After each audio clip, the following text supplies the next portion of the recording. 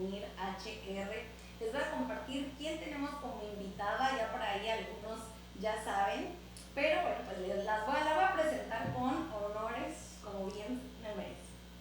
Tenemos a Estela Paz Sánchez. ¿Quién es Estela Paz? Pues bueno, aparte de ser toda una gran eminencia en el mundo de recursos humanos, les voy a compartir por qué. Bueno, pues ella es profesional de gran trayectoria en recursos humanos y desarrollo organizacional de empresas. Es licenciada, aquí tenemos a Shamir también, muchas gracias, y nos está apoyando en los controles. Un aplauso para él desde Estudios del Cielo.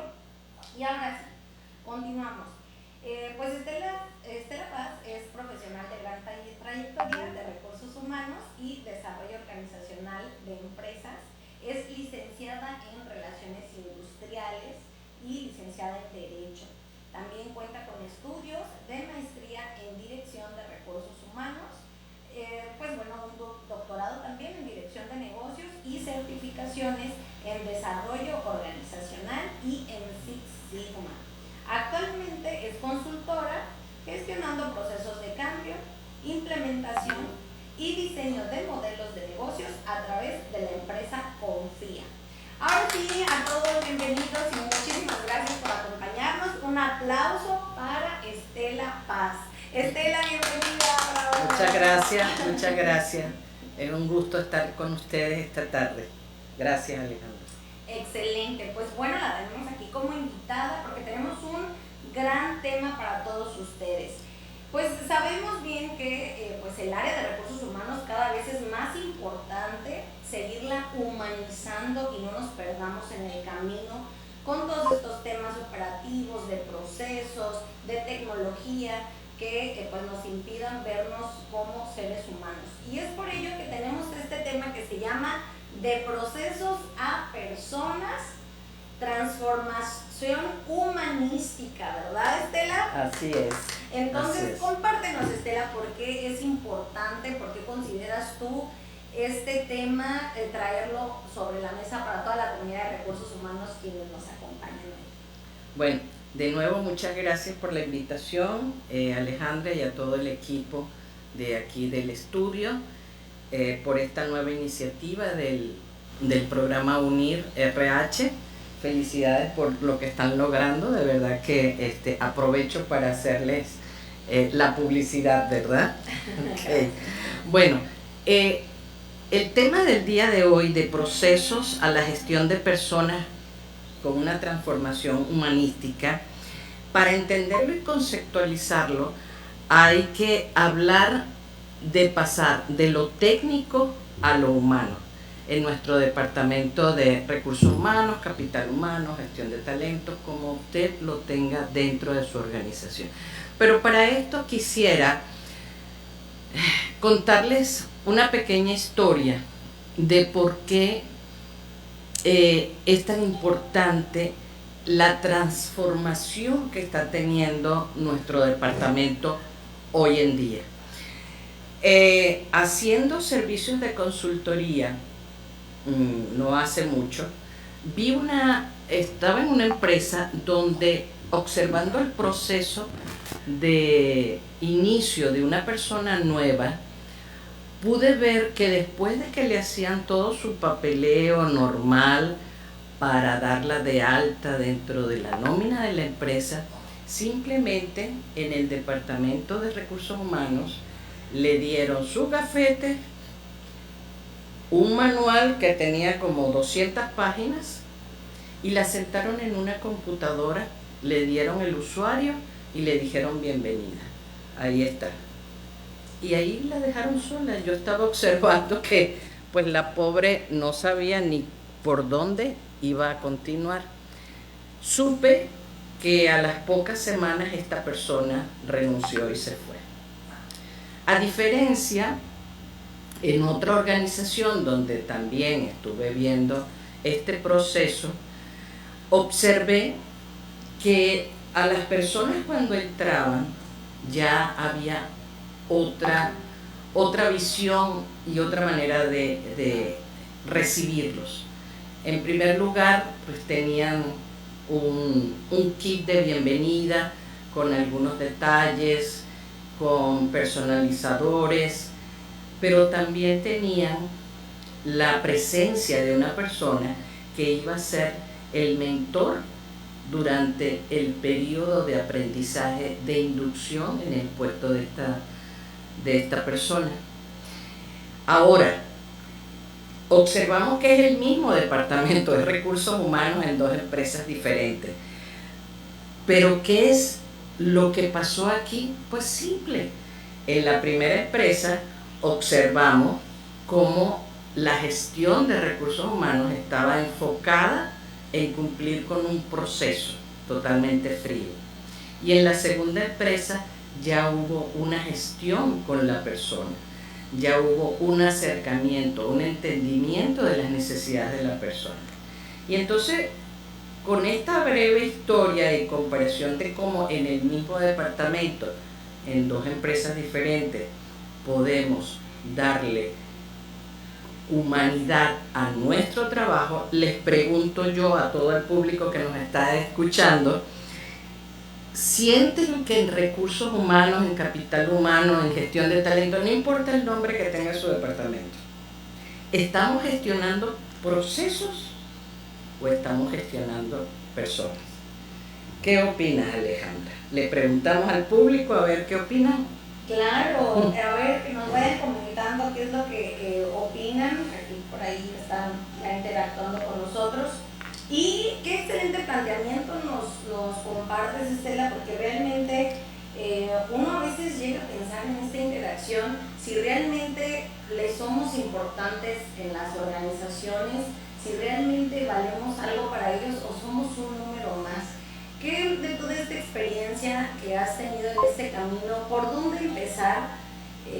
Cada una de las áreas son muy importantes entre recursos humanos y valdría mucho la pena darle este enfoque de las áreas donde es importante tomar como nota de estos highlights. Sí, definitivamente que sí. Bueno, en principio tendríamos que partir del paradigma de recursos humanos.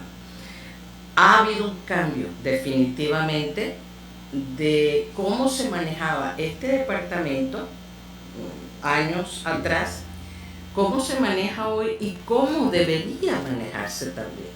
Si recordamos, antes, cuando se utilizaba mucho la palabra recursos humanos como título del departamento, que significaba simplemente la gestión de un insumo.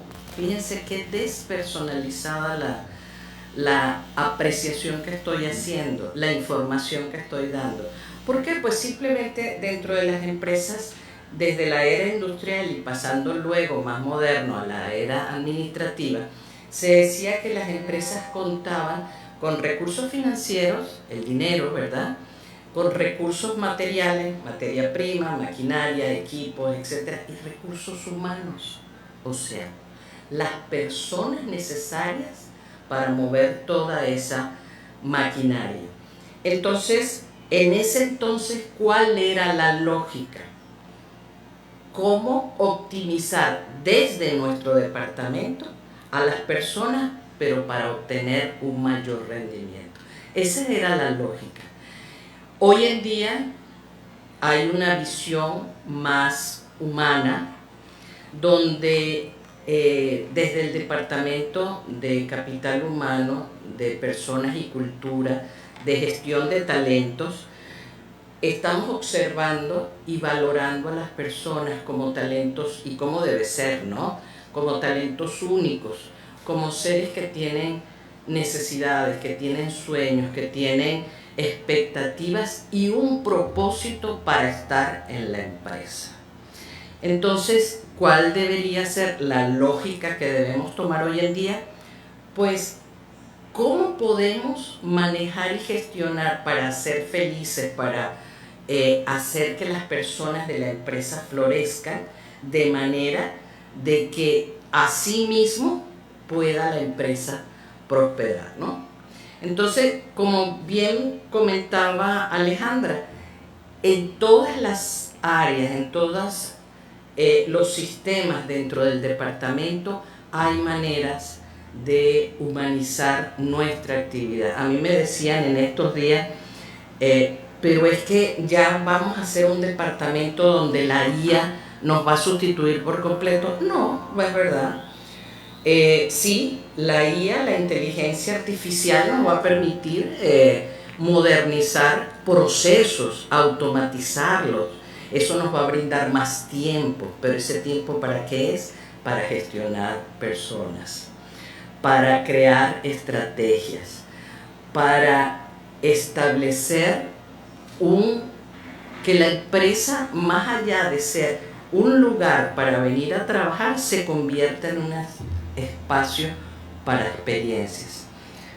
Ya hay muchos títulos por allí de diferentes áreas. Y le comentaba yo más temprano a Alejandra que uno de ellos es reclutamiento y selección. Hasta no hace mucho y todavía existen empresas que tienen este título, reclutamiento y selección. Pero también ya hay muchas que han ido modernizándose y ya dicen atracción y retención de talentos. Y le decía yo a ella, el tema es que yo no estoy de acuerdo con la palabra retención, porque si miramos el diccionario de la Real Academia Española, lo pueden buscar en internet rápidamente, ¿qué es lo que dice? Retener es obligar a alguien o algo a mantenerse al lado de uno. ¿Es eso realmente lo que necesitamos y lo que queremos en las empresas? Yo diría más bien cambiarlo y usar la palabra fidelizar. Eso es un poco más complejo. Se necesita mucha interacción humana, pero es lo que realmente necesitamos dentro de las organizaciones. Hay muchísimos ejemplos que quizás el tiempo nos los permita, Alejandra, para más tarde ir haciendo algunas ejemplificaciones en las diferentes áreas. ¿Te parece? Claro que sí. Mira, por aquí ya tenemos varias preguntas. Claro. Estela, que nos puedas apoyar a responder, porque, pues sí, queremos aprovechar este expertise que manejas. Fíjate que nos preguntan acerca de la inteligencia artificial y dice, la inteligencia artificial y la automatización suelen enfocarse en la eficiencia de procesos. ¿Cómo podemos asegurarnos de que la tecnología que implementamos esté realmente al servicio de la humanización y no al revés? ¡Ay, qué excelente pregunta! Muchísimas gracias. Muy inteligente. Sí, bueno, justamente una de las diferencias entre gestionar procesos y gestionar personas es el sistema de métricas de medición. ¿Qué medimos cuando gestionamos procesos? Rotación de personal, costo de las contrataciones, tiempo para llenar una vacante. Pero ¿cuáles son las métricas cuando gestionamos personas? No digo que estas no sean necesarias, por supuesto que sí, pero tenemos otras métricas como la satisfacción del personal, el nivel de compromiso para con la empresa. Esas son algunas de ellas, el clima laboral. Pero cuando hablamos de la inteligencia artificial, la ponemos en práctica y hagamos un ejemplo, digo yo, con reclutamiento y selección, que es el que más hoy en día utiliza los servicios de la inteligencia artificial, estableciendo las preguntas, filtrando CVs, puntualizando candidatos y aminorando el tiempo de revisión que utilizan los reclutadores. Hoy en día es mínimo. Esa es la parte para la que podemos utilizar la inteligencia artificial, dándole nosotros los parámetros sobre los cuales va a hacer ese filtrado. Pero luego, cuando tenemos a la persona delante, a los candidatos que van a ser revisados durante la entrevista, ahí viene la parte nuestra, la parte que no puede hacer la inteligencia humana, la conexión emocional con los candidatos. O sea, cuando usted tiene un candidato delante y le pregunta Cuéntame, repito, no es la inteligencia artificial la que va a hacer las preguntas de una entrevista definitiva. No es que nos las vamos a saltar y la inteligencia artificial va a hacer todo y nos va a decir hasta el que debemos contratar. No, por ahí no va. Nos aligera el trabajo, automatiza gran parte del proceso, la parte más tediosa. Digamos que nos hace la talacha, ¿verdad? Y cuando tenemos los 3 últimos candidatos, a ellos les podemos preguntar, por ejemplo, platícame en tu experiencia personal, ¿qué te ayudó a poder cerrar un ciclo laboral en la empresa anterior? ¿Ustedes creen que ese tipo de preguntas la puede hacer la inteligencia artificial? La podemos programar para que la haga, sí, eso sí, pero la respuesta que te va a dar, ¿quién la va a analizar?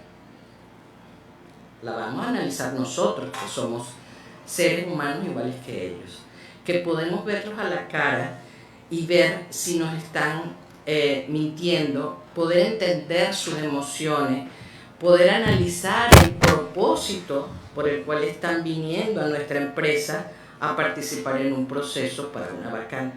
Entonces sí hay diferencia, no nos va a sustituir, por lo menos creo que yo no lo voy a ver, no nos va a sustituir la inteligencia artificial en la parte de la conexión humana que se necesita y se continúa necesitando.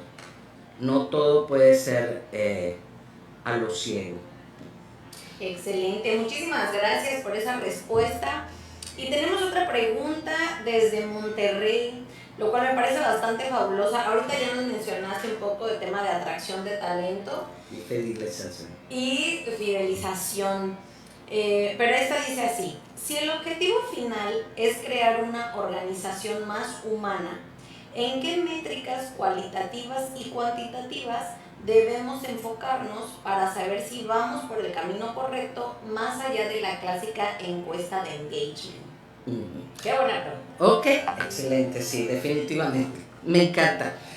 Como les decía unos minutos atrás, el hecho de que estemos migrando de un departamento de recursos humanos a uno más humano no significa que debemos cerrar la puerta, botar la llave de los procesos como se venían haciendo. Ojo, que el departamento necesita continuar haciendo una cantidad de actividades administrativas y de procesos. Eso no se puede parar, eso no se va a eliminar. La rotación de personal es una métrica que debemos continuar llevando y eso es parte de un proceso. Pero cuando hablamos de, como dice la persona, de una clásica encuesta de engagement, de satisfacción laboral, eso es un trabajo donde es una actividad de todos los días, no es una vez al año. Hay gente que dice, no, pero es que tengo que hacer mi encuesta de clima laboral. Ven acá. Clima laboral no se hace una sola vez al año. O sea, eso, porque si no, entonces es un proceso, no hay parte humana. Hacer la encuesta de clima laboral una vez al año y entonces darle carpetazo y vamos para el cajón, no, ahí eso es proceso. ¿Dónde viene la parte humana? En la intervención nuestra, donde tomamos esos resultados, donde nos sentamos con la gente y le preguntamos, este fue el resultado que salió. Así lo he venido haciendo yo en las empresas donde he tenido el gusto de laborar. Me siento con la gente, vamos a ver, estos fueron los resultados. Cuéntenme ustedes cómo podemos mejorar esto. Denme sus opiniones. Y todo eso se lleva a la mesa del director general. Mire, esto es lo que la gente quiere. Y aquí está el costo de lo que significa llevar a buen puerto todas las sugerencias. Habrán algunas que nos costarán dinero, habrán otras que sí, y es volver con el personal de nuevo y decirle, de las 10 que propusieron, vamos a llevar adelante 5 y lo vamos a hacer durante este calendario de año, y las otras 5 las vamos a colocar en el presupuesto para el próximo año por cuanto no estaban monetizadas. Pero claro que se puede hacer. Ahora, de nuevo, si agarras y el resultado de la encuesta se lo das al director y lo guardas en una gaveta, eso es un proceso, ahí no hay humanización. Es lo que tú hagas después con esa información. Y qué interesante lo que compartes del tiempo, también eso es importante, de cada qué tiempo es conveniente hacerlo y también qué tipo de preguntas, porque creo que ahí da mucho tema para... Claro que sí. Pues vamos a seguir leyendo sus comentarios. Muchas gracias a Nacheli de Molina. Dice, en realidad las empresas se apegan a la NOM 035, donde se miden las condiciones específicas laborales a las que se enfrenta día a día la empresa y colaborador. Bueno, ese es otro tema. Quizás pudiéramos organizar una sesión de todas las semanas, un tema diferente. La norma 35 es un tema puntual y que abarca mucho, pero tratemos de tomar la parte que nos corresponda con este tema. ¿Te parece, Alejandra? O sea, la parte humana. Sí, adelante, sí. Quizás no provea la respuesta que la persona está esperando. No quiero hacerlo más allá de lo que es el foro de este programa, ¿no? Para no salirnos del contexto. ¿Qué sabemos de la norma 35? Norma nacional donde las empresas, dependiendo del número de empleados, tienen la obligación de hacer 2 cuestionarios, el 1 va para todas, el 2 va para empresas hasta cierto número y las más grandes con el cuestionario 3. ¿Qué hacen con esos resultados después que deben ser tabulados? Y en el caso puntual de que hubiesen personas que contestaron con problemas, eso va a depender de cada empresa y por supuesto del líder que dirige el Departamento de Recursos Humanos a ver cómo se va a manejar. La ley no obliga a ninguna empresa a tener un departamento de psiquiatría o psicología dentro de la empresa para atender casos puntuales de esto, ni tampoco obliga a las empresas a pagar un médico, un profesional de estas carreras en privado. La obligación que marca la ley es remítalo al Seguro Social. Ya les di el contexto legal de lo que significa rápidamente todas las normas, ¿no? ¿Cómo, en mi experiencia, de lo que yo les estoy hablando? En mi experiencia desde que salió la norma en el 2018 y en el 2019 empieza a hacerse, yo encontré posteriormente en el 20 una sola persona que se vio afectada y eso fue después del tema de la pandemia, pues no realmente, no antes. Y lo que hice fue, aparte de derivarlo al servicio de psicología del Seguro Social de aquí de la región, también le invité a participar en unas sesiones de una organización que hay aquí en Playa del Carmen, donde apoyan a personas con ciertas situaciones traumáticas vividas. Entonces, esa es la parte humana que yo me permití ir un poco más allá de lo que dice la ley. Y eso creo que no soy yo la única que lo ha hecho. Yo he conocido muchos profesionales del área que también lo hacen. O sea, es algo que es parte de nosotros. A nosotros nos gusta hacer ese tipo de cosas y colaborar. Y lo sabemos porque pues tanto tú como yo pertenecemos a la asociación de profesionales de aquí de la región, de Amerimed, y simplemente es algo que sí hacemos. No sé si eso le contesta a Nayeli, creo que se llama, pero es dentro del contexto de lo que estamos viendo hoy, la humanización de nuestro departamento. Así es, Estela, muchas gracias. Y quizá también abordar un poco con ese espíritu, que básicamente es eso. ¿Con qué espíritu estamos aplicando la NOM 035? Si es cumplir por cumplir, o si realmente lo queremos hacer con un efecto positivo que realmente genere resultados y genere este humanismo transformador. Así es. Muy bien, tenemos otra pregunta, muchas gracias porque siguen participando. Esta la tenemos desde Puebla, muchísimas gracias. Y dice así: inspirado en su experiencia, ¿qué primer paso pequeño pero significativo recomendaría que cada profesional de recursos humanos en esta sala pudiera implementar en su organización a partir de mañana mismo? ¡Ay, wow! Ya, efectos.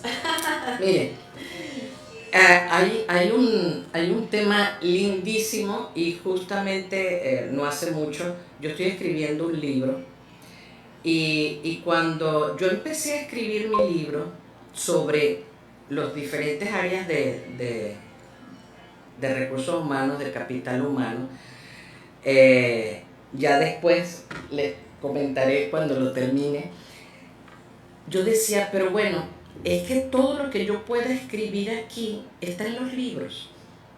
O sea, y si no tienes para comprarte un libro, lo tendrás de la carrera, te metes a internet, tecleas allí y te va a dar respuesta de lo que es capacitación, de la inclusión, de las evaluaciones de desempeño, del sistema de compensaciones, de la nómina, de la parte fiscal, de la norma 35, de lo que tú quieras encuentras en el internet. Y entonces hablaba con un compañero, un amigo, ¿no?, que fue uno de mis tantos discípulos, y me decía, oiga jefa, porque todavía, a pesar de que ya él hoy en día es un director de una gran corporación, todavía me dice jefa, ¿sabe lo que sería interesante? Que en ese libro usted escribiera más bien sobre las experiencias personales. Usted tiene cualquier cantidad de vivencias que nos podrían ayudar a los que venimos detrás de usted. Y dije, eso sí me hace sentido. Esa es la parte humana. Entonces, tomando eso, justo en estos días yo contaba la historia en mi libro de lo que fue mi primer trabajo y de lo que fue la primera experiencia. Y esto voy a ponerlo, aunque lo van a leer después, los que compren el libro, les voy a contar esta pequeña historia y que estoy seguro va a responder a su pregunta.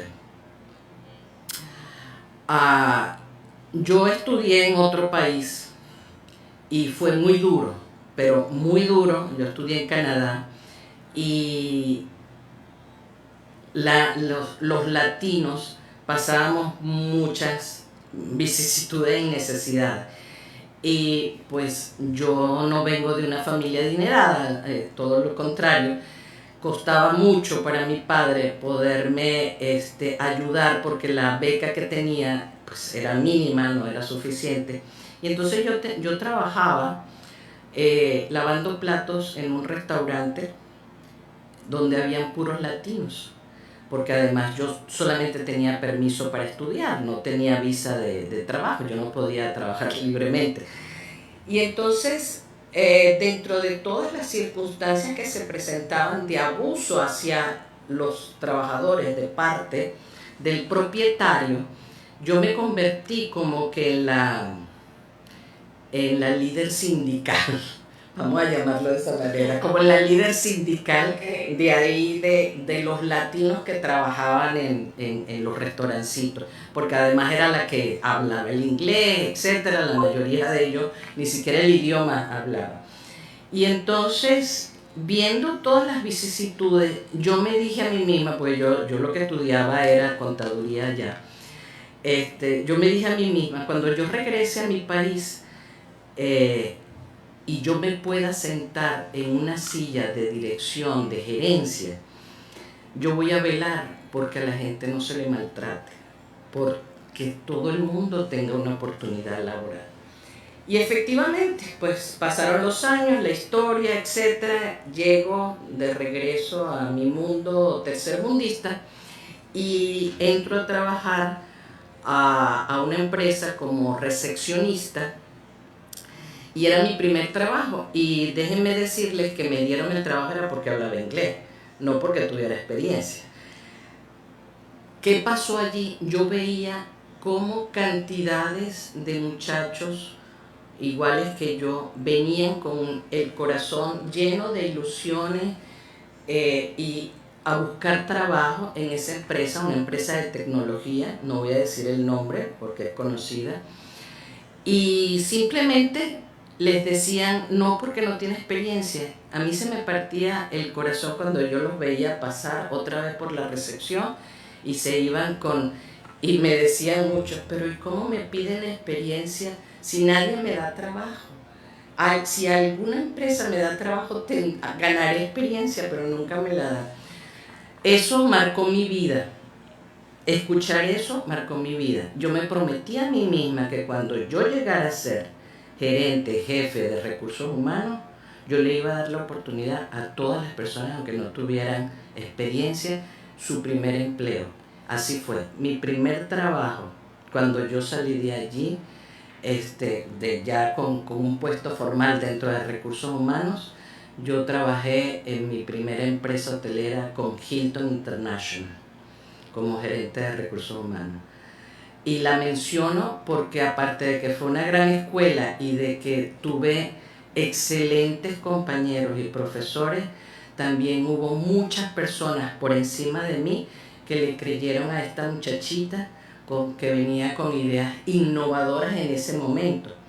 Y a mí se me permitió que yo podía, y yo abrí un hotel completo con pura gente que no tenía experiencia, salvo unos más que otros, pero la mayoría eran personas, y me imagino que aquí habrán algunos de ellos, hoy en día son directores, vicepresidentes, y siempre me recuerdan, siempre me escriben. Y de allí en adelante yo siempre comenté con todas las personas que trabajaban conmigo en el departamento, mis asistentes, mis colaboradores, denle la oportunidad a las personas que vengan, no importa que no tengan experiencia. Tienen algo más, y es que vienen con el corazón lleno de sueños y de ilusiones. Entonces, esa gente va a ser mucho más productiva. Enseñar a alguien un trabajo es más fácil que esperar que venga con el ADN ya cargado. Yo le decía más temprano a Alejandra que estábamos hablando sobre la diferencia entre habilidades y competencias. Habilidades son las técnicas, las que puedes aprender en la escuela, en la universidad, el inglés, en la parte de sistemas, todo lo técnico. Y las competencias son lo que hoy en día tenemos y conocemos como las soft skills. Son todos aquellos intrínsecos, que vienen intrínsecos en el individuo, que traen con sus valores. Uno hoy en día tiene que contratar, tiene que reclutar en base a la búsqueda de personas que vayan ad hoc con la cultura de la organización para la cual estás trabajando. No porque te traiga un CV con 25 cursos hechos y todos los títulos del mundo. No, eso no va por ahí.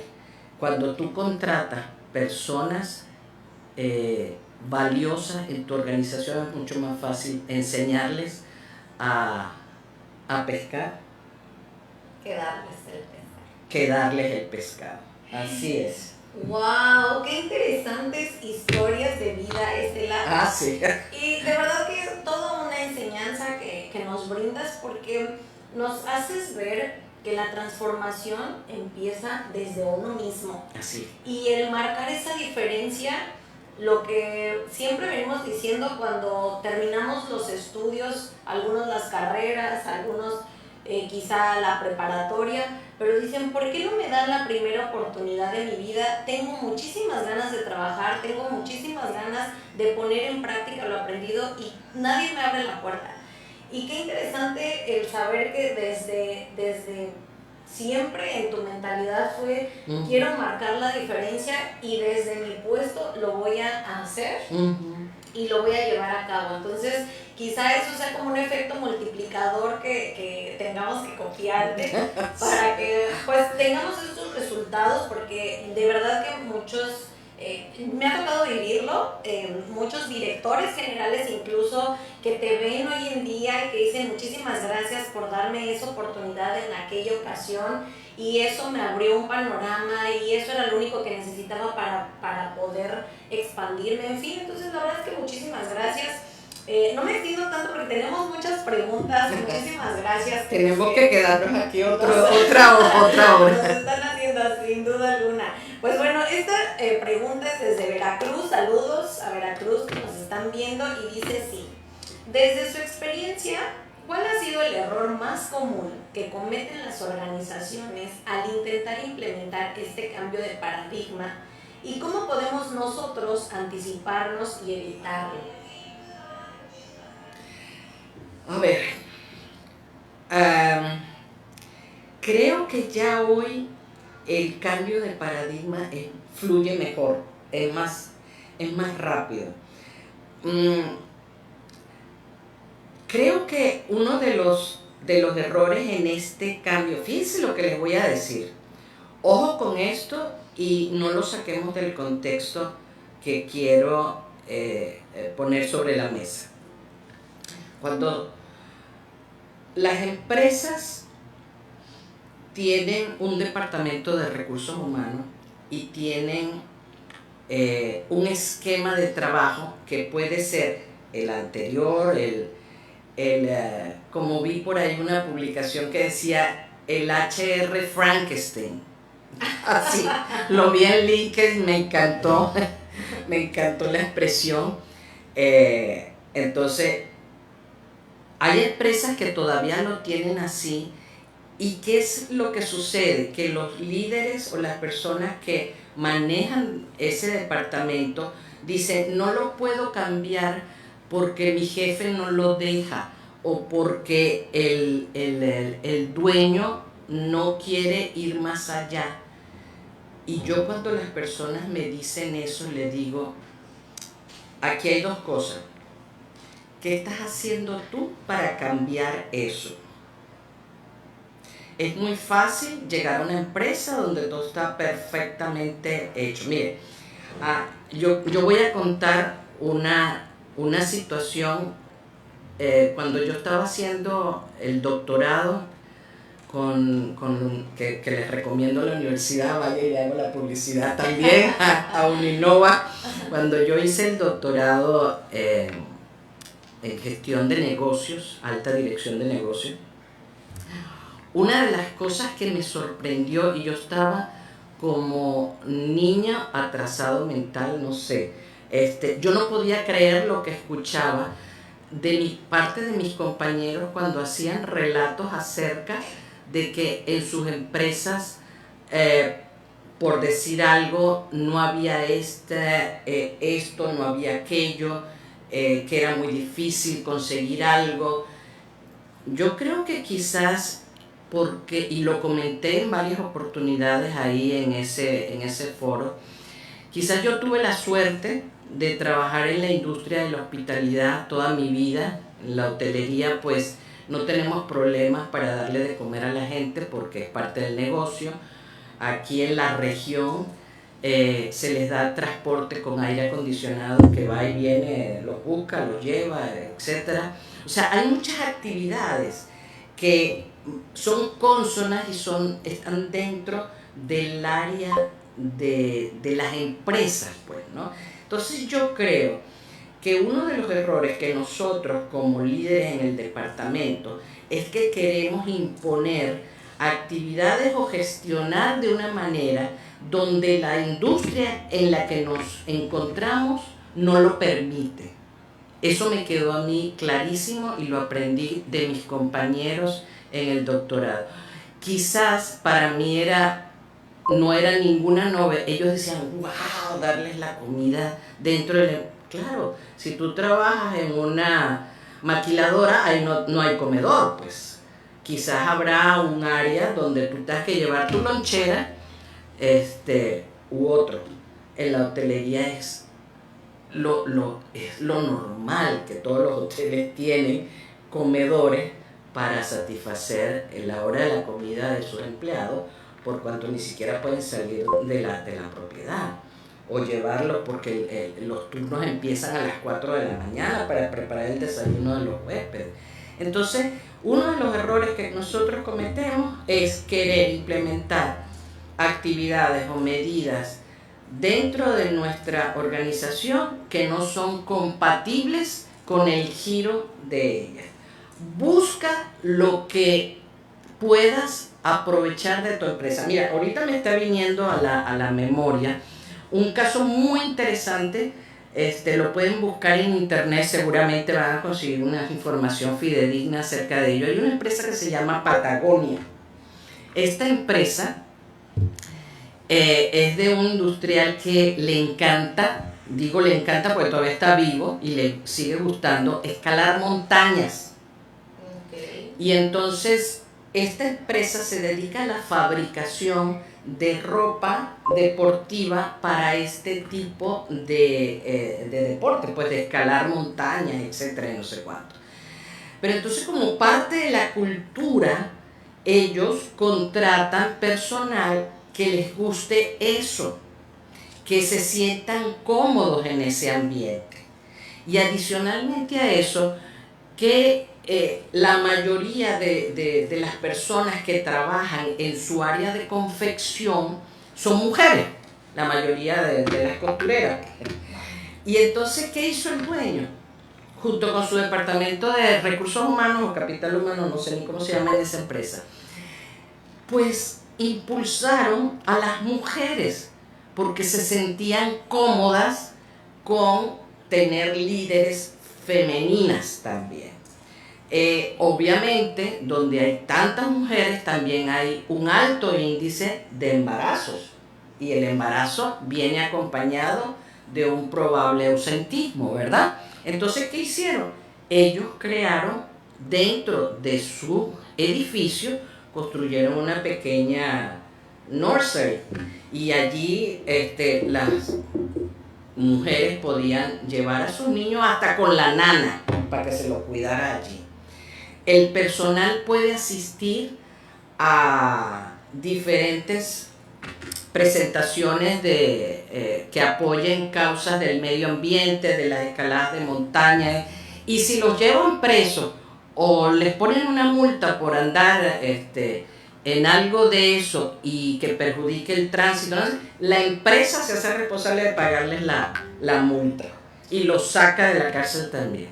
Entonces, tenemos que gestionar cualquier iniciativa apegada al tipo de empresa. Miren, vámonos para un ejemplo dentro de la hotelería, que es el área en la que yo he estado. Y que, miren, yo he ido a hoteles donde son familiares y también he trabajado en hoteles familiares, ¿no? Y entonces resulta que la gente se admira de por qué se molesta, de por qué el mesero les trata mal, y yo los veo, porque es algo que me nace, o sea, yo me quedo, en vez de estar yo pendiente de la comida, no, yo estoy pendiente de ver qué es lo que está haciendo el mesero, y no es mi hotel, no es la empresa donde yo trabajo. Y entonces estoy viendo lo que está haciendo el mesero, y el mesero no es empático con los niños que están ahí dando carreras en el restaurante, más bien los regaña, pone la cara amargada. Y entonces, ¿ustedes creen que eso es falla de gerente de alimentos y bebidas? No, eso es falla de nosotros. En una empresa donde yo estuve, no voy a nombrarlo, nada de esto, esta empresa tenía hoteles familiares, pero también hoteles de adultos.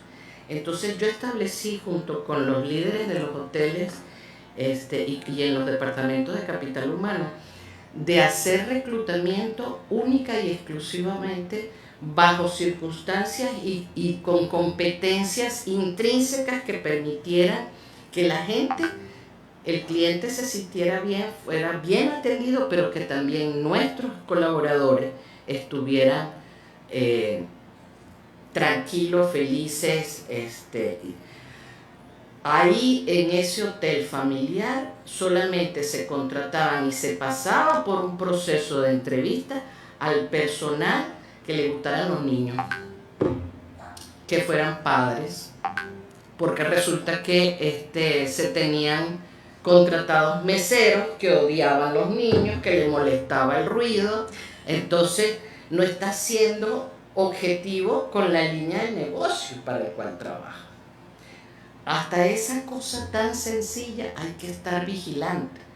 Entonces, repito, yo creo que el mayor error es no fijarnos en alinear desde recursos humanos cómo va a gestionarse las personas de acuerdo a la empresa en la que trabajan.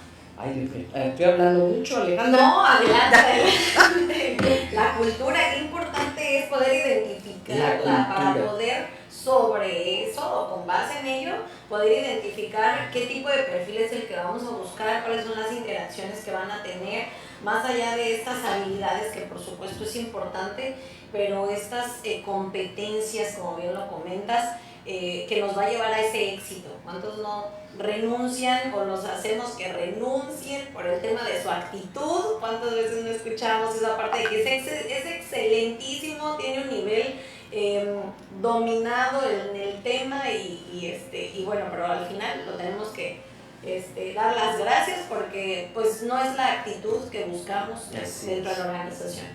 Pues tienes muchos comentarios, muchas felicitaciones. Al final estaré compartiendo algunas de ellas. Y tenemos estas preguntas, no quiero dejar pasar porque la verdad están muy interesantes. Muchas gracias por estas preguntas tan inteligentes que nos dan. Esta es desde Torreón, muchísimas gracias, y dice así. Wow, pero estamos por todo el país, ¿verdad? Está dominando aquí Estela a nivel nacional. Por ahí ha de ser una internacional porque no entendí muy bien, pero bueno, ahorita ya la estaremos traduciendo lo que quiso decir. Bien, bueno, y no porque esté en inglés o en otro idioma, sino porque no le entendí algunas palabras. Ahorita lo buscamos. Pero léemelo, quizás tiene algún tema ahí, ¿no? Uh-huh. Bien, bueno, aquí dice, en un entorno híbrido y remoto, donde la interacción informal se reduce, ¿cuáles son las estrategias más efectivas para fomentar la conexión humana auténtica y construir confianza dentro de los equipos? Fíjense que ese es un tema que si lo buscamos en el internet van a salir cientos de miles de opiniones. Me van a disculpar la expresión que voy a utilizar, pero esa soy yo, así soy yo, Alejandra. Para mí esto de trabajar a distancia sí está cómodo, está muy cómodo, de verdad que sí. Pero esto es como tener un matrimonio a lo lejos. Entonces, estos puestos de trabajo a distancia, híbridos, donde pues las personas trabajan en su casa, eso es una buena modalidad y muy cómoda para todos nosotros, y donde tenemos un jefe. Yo creo que aquí el secreto está en lo siguiente, en que el líder de esos equipos sea una persona totalmente empática, que practique un liderazgo transformacional, no transaccional, sino transformacional, que tenga la programación adecuada de reuniones, no solamente con el grupo de personas del departamento, sino también a nivel individual. Yo tengo un hermano que trabaja para una gran corporación de tecnología, no voy a decir el nombre, y él trabaja bajo esa modalidad. Y yo le he preguntado a él cómo se siente, y me dice, me siento muy bien porque me puedo levantar y trabajar en pijama. Le digo, ajá, pero y más allá de eso, me dice, y le digo, ¿cómo manejan la parte de la relación humana ustedes en la empresa? Y dice, nosotros estamos obligados a ir un día a la semana a la oficina, que generalmente, no sé, creo que es el jueves o algo así. Pero adicionalmente a eso, tienen un jefe que se reúne con ellos vía remota todos los días. Ya los líderes transaccionales pasaron de moda. Hoy en día, repito, deben ser transformacionales y más que un jefe, deben convertirse en coach de su personal. Fíjense que no dije mentor, dije coach, que son dos cosas muy diferentes.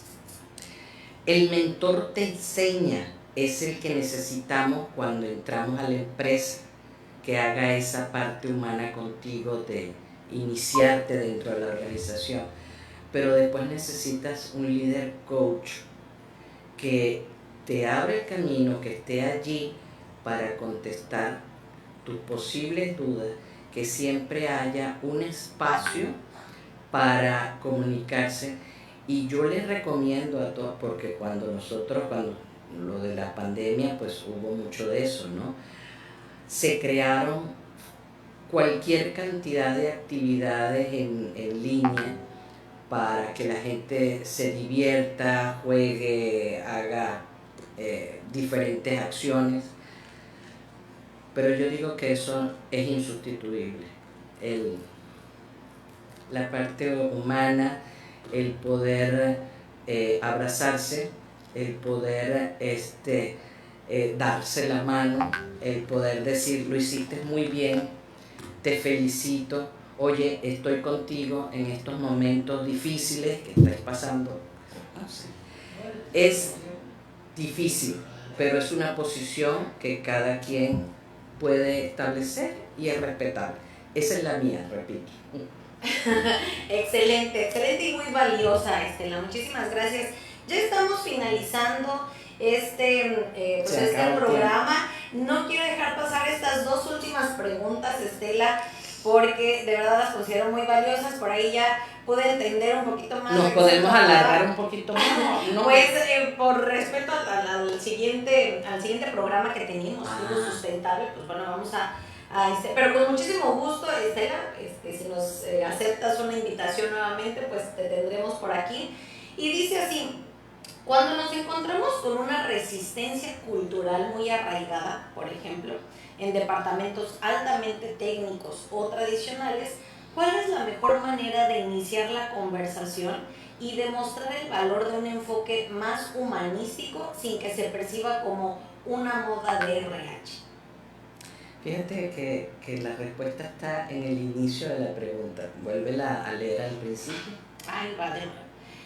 Cuando nos encontramos con una resistencia cultural muy arraigada. Ahí está. ¿Qué entiendo yo como resistencia cultural? Una de las cosas que desde nuestro departamento debemos desarrollar, cuidar y desarrollar es la parte de la diversidad, inclusión. A veces pensamos que manejar políticas de diversidad e inclusión es simplemente para poder tener personas discapacitadas o con capacidades diferentes dentro de la empresa. Pero quiero decirles que en mi criterio, el tener gente con esas diferencias enriquece las empresas. En el sector específico de la hotelería es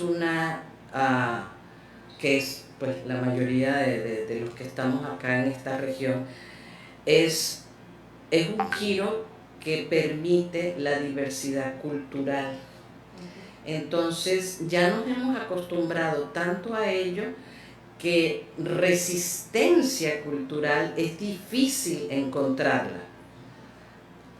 Pero ¿cómo lo haría yo? ¿Cómo lo podría manejar? Muy sencillo.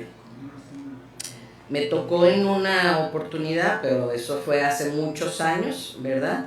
Y simplemente pude demostrarle a esa persona La selva sobre nosotros. que yo no estaba aquí, y fíjense lo que le voy a decir, yo no estaba aquí para quitarle el puesto, porque por ahí venía la resistencia de esa persona hacia mí, el entender que yo, extranjera, llegaba a una empresa a quitarle la posición a un local. Entonces fue creciendo nuestra relación emocional, tuve que trabajar mucho en ella, pero al final se logró. Y otro ejemplo muy grande que me pasó a mí en lo particular, yo trabajé en Aruba, y allá en Aruba hablan inglés y hablan español también, y hablan obviamente el holandés y su papiamento ese que es de allí, de la isla, ¿no? Y entonces yo pues iba a dar el primer curso de inducción de la organización en inglés y me dijeron que no, que o lo daba en papiamento o en holandés. Y todos hablaban español e inglés, pero no me lo aceptaron. Entonces, ¿qué tuve yo que hacer? Primero que contraté una persona que sí hablaba el idioma de ellos, pero era latina, o sea, hablaba español e inglés también. Y yo me metí a estudiar de noche papiamento. Cuando ya yo manejaba el vocabulario mínimo para poderme desempeñar en dar una plática de capacitación, ese día la di, me aplaudieron y me dijeron, no se esfuerce, ya sabemos que intentó aprender, puede darle en inglés o en español mejor, denle en español. Pero me hicieron una prueba. Entonces, resistencia cultural, hay que ponerse en los zapatos de los demás y hay que vencerla.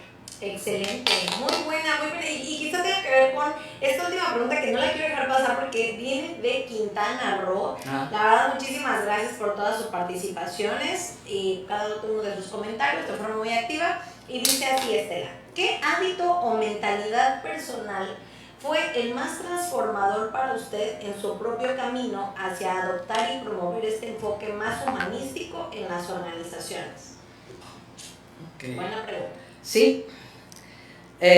Cuando yo empecé la hotelería, el primer trabajo con Hilton International, yo tenía una directora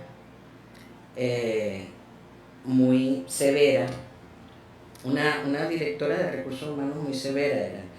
Y yo simplemente era una jovencita y yo vivía pues en un mundo de fantasía, como digo yo, y yo quería ir a la playa todos los fines de semana y ir a las discos el viernes en la noche y ahí me encontraba con el personal, con los empleados, con otros jefes de departamento.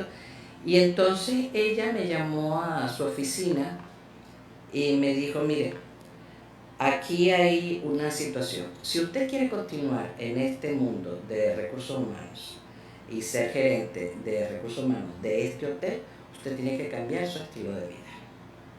Usted no puede salir con los empleados, usted no puede andar en bikini en la playa, usted no puede, y yo se me iban poniendo los ojos así. Y de regreso a mi casa le dije a mi papá, esa vieja loca, no la quiero, voy a renunciar. Y mi papá me dijo algo muy cierto, me dijo, piénsalo bien si es realmente lo que debes hacer. O sea, ¿te gusta lo que estás haciendo? Sí.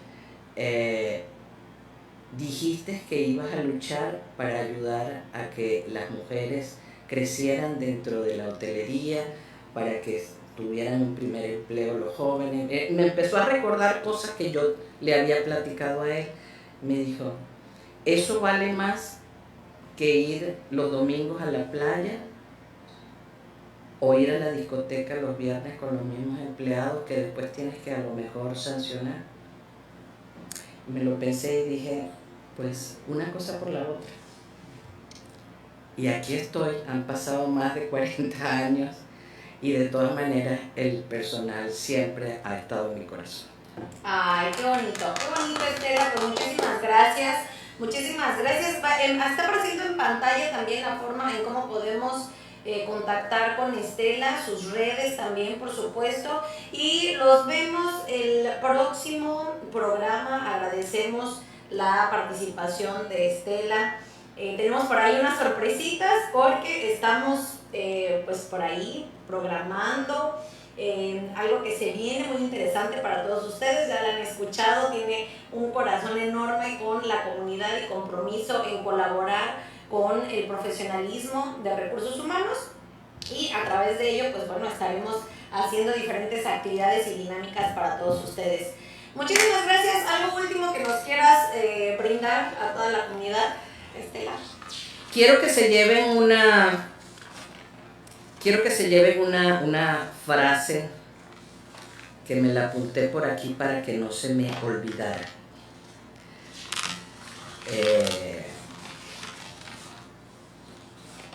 No hice nada de lo que pensaba, pero bueno, me encantó.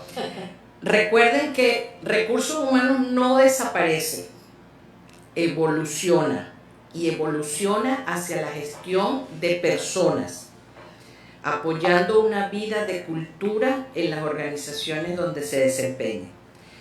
Les puedo asegurar que para nosotros existe un gran futuro por delante. No le tengan miedo a la IA. Todavía necesitan de nosotros. Automatización sin alma no es humanización con propósito. Bye. Excelente, pues muchísimas gracias, bye a todos, que estén muy bien y nuevamente nos vemos el próximo jueves. No se pierdan toda la programación y contenido que tenemos a través de Estudios Excielo. Seguimos con Tribu Sustentable, un gran programa que tendremos el día de hoy. Hasta la próxima, bye.